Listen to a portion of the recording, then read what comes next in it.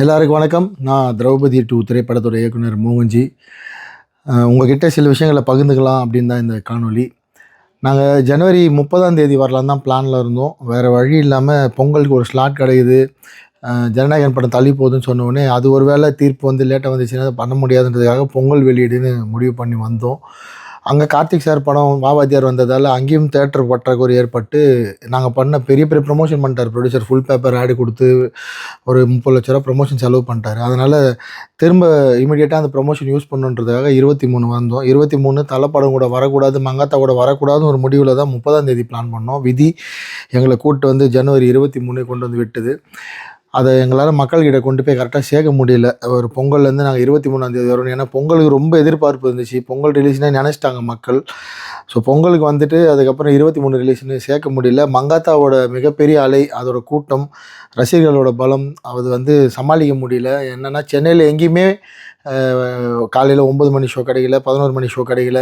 கிடைச்ச ஷோலேயும் வந்து யூடியூப் வந்து அவங்க வந்து ஒரு பைட் எடுத்தோ மக்கள்கிட்ட இருந்து கருத்தை வாங்கி அதை மக்கள்கிட்ட வெகுஜன மக்கள் தமிழ்நாடு முழுக்க கொண்டு போய் சேர்க்க முடியல. இதன் காரணமாக எப்போவுமே எனக்குன்னு ஒரு ஆடியன்ஸ் இருக்காங்க. அவங்களுக்கே நான் வந்து இந்த படம் பண்ணியிருக்கேன், இந்த டேட்டில் வந்திருக்குன்னு தெரியல. படம் தெரியும், திரௌபதி 2 எல்லாருக்கும் தெரியும். பட் 23ஆம் தேதி ரிலீஸ் ஆகிருக்கு, படம் ஓடிட்டுருக்குன்னு தெரியல. நேற்று எனக்கு வந்து கலெக்ஷனுன்றது என்னால் என்னன்னே தெரியல, என்ன நடக்குது. கிட்டத்தட்ட 360 திரையரங்களில் தமிழ்நாட்டில் ஓடியும் ரொம்ப சொற்ப எண்ணிக்கையில் தான் வந்து கலெக்ஷன் வந்திருக்கு. அது வந்து இது வந்து நான் 2 வருஷம் கடுமையாக உழைச்சி, அவ்வளோ பேர் உழைச்சி ஒரு மிகப்பெரிய வரலாற்று படம்.